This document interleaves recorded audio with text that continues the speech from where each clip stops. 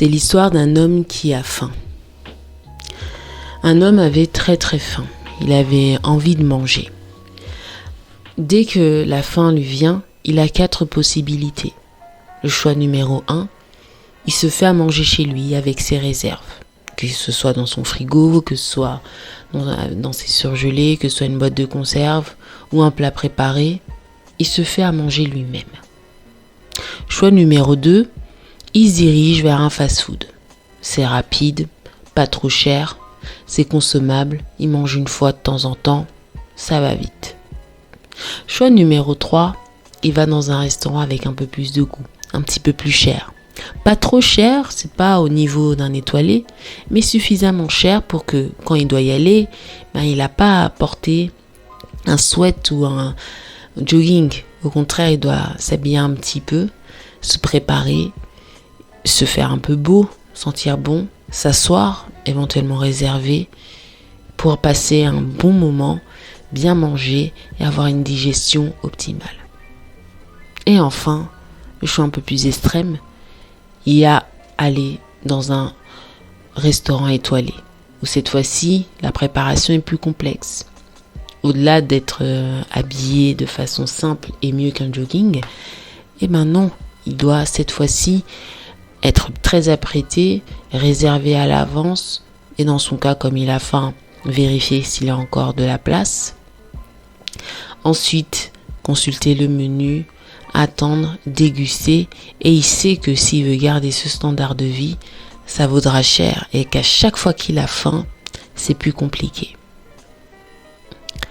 Je vous dis tout ça parce que cette faim et ces choix, vous pouvez voir une analogie sur vos relations amoureuses.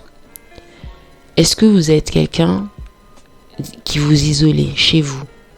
Vous n'êtes pas prêt. Donc vous faites vous-même à manger, vous faites vous-même tout, pour tout.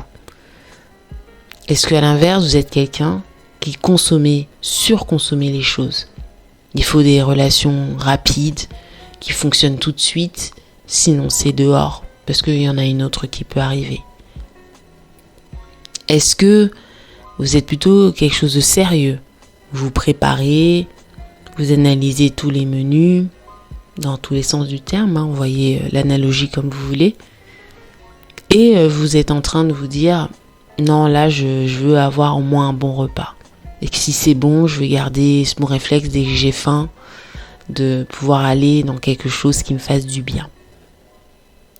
Et enfin, est-ce que vous êtes dans ce cas de figure où vous visez le top du top, et que pour avoir le top du top, vous savez ce que ça nécessite? Une préparation, une constance, un investissement, et que ça vous permette de satisfaire tous vos besoins, le traitement, les récompenses, l'ego, mais surtout que ça vous dise voilà le standard, à partir de maintenant, ce sera plus jamais le fast-food, ce sera pas me faire forcément tout le temps chez moi, mais ce sera ça mon standard. Je vous dis ça parce que cette analogie, je l'ai entendue pas de façon aussi poussée sur une vidéo d'un homme qui analysait le comportement des hommes vis-à-vis des femmes. Et il disait que c'est simple, si on veut quitter cette analogie et le rapport amoureux, on peut comprendre après, en tant que femme ou en tant qu'homme, peu importe votre genre, ou autre, bien sûr, où est-ce qu'on se place? Quel est votre curseur?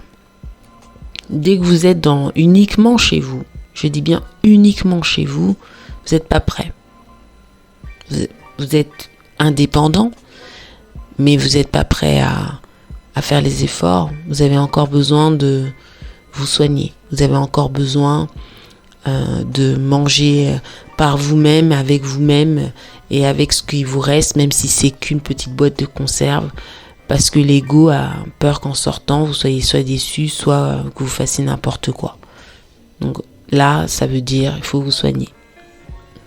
Dans le deuxième cas de figure, vous êtes dans la consommation rapide, la junk food, vous voulez quelque chose tout de suite maintenant, alors que vous savez pertinemment que c'est pas bon pour vous.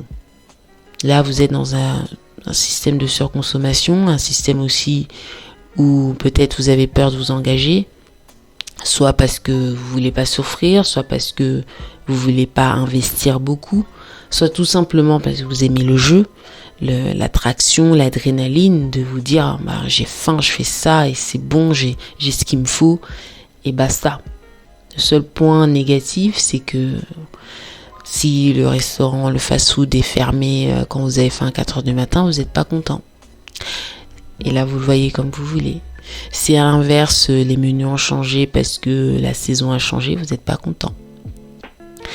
Et bien sûr, à force de manger les mêmes choses et de répéter les schémas, vous vous sentez prisonnier de ce genre de relation. Dans le troisième cas figure, vous êtes quelqu'un qui, là, mettait le standard. Je veux bien manger. Je veux quelque chose de correct, de bon. Je ne demande pas un 4 étoiles, parce que je ne suis pas encore prêt pour le 4 étoiles, mais je me mets en position du 4 étoiles. Vous êtes en transition. Vous mangez de temps en temps dans ce restaurant. Vous êtes capable de manger chez vous, mais vous faites cette sortie par plaisir. Là, vous êtes en train de continuer d'expérimenter les choses et de vous dire, là, j'ai essayé cette table-là, demain, ce sera une autre. Vous faites des petits tours. Mangez pas au même endroit. Vous partagez vos assiettes, vous partagez vos astuces. Là, vous êtes au moins dans quelque chose d'équilibré pour vous. Vous avez déjà mis un standard sain en vous. Et dans le dernier, quand vous êtes prêt à mettre l'investissement, quand vous êtes prêt à augmenter vos standards, quand ça devient votre norme de manger que d'une certaine qualité, c'est que vous cherchez maintenant à ce que cette qualité stagne et vous ne voulez pas régresser. C'est que là, vous avez un rapport à vous-même, un rapport à partager aux autres, où vous êtes prêt à avancer, à avoir des relations saines et stables.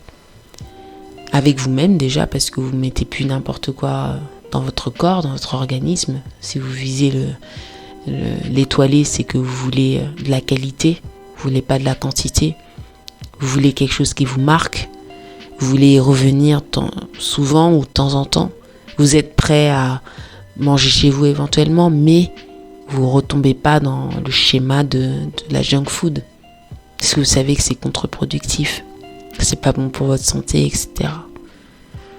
Donc je tenais à vous partager cette analogie que je trouvais ultra intéressante, afin que vous puissiez vous-même réfléchir à où est-ce que vous êtes dans votre relation avec les autres, dans votre relation amoureuse. Vous pouvez transgresser ça avec peut-être aussi l'amitié. Qu'est-ce que vous voulez avoir autour de vous? Quelqu'un qui vous amène manger au McDo ou quelqu'un qui vous amène manger à une table. Moi, je suis à Lyon, chez Paul Bocuse. Qu'est-ce qui est le plus intéressant? Voilà, commencez à vous poser des questions. Analysez vous-même, à chaque fois revenez toujours avec vous-même. Et puis surtout, dans cette analogie, regardez vos curseurs. Je ne dis pas qu'il faut être définitivement dans une case, vous pouvez joncher entre deux, un coup chez vous, un coup au restaurant accessible et un coup un première étoile. Mais au moins vous savez où vous êtes dans votre mentalité et dans votre relation. Qu'est-ce que ça cache? Attention à la junk food, c'est pas bon pour la santé, c'est mon seul conseil. Et puis pour les autres portes, explorez-les, regardez ce que vous voulez pour vous et par extension ce que vous voulez avec les autres. Bon c'était tout pour ce podcast et cette vidéo et ce contenu. Comme d'habitude, je vous dis prenez soin de vous et je vous dis à très bientôt pour un prochain contenu.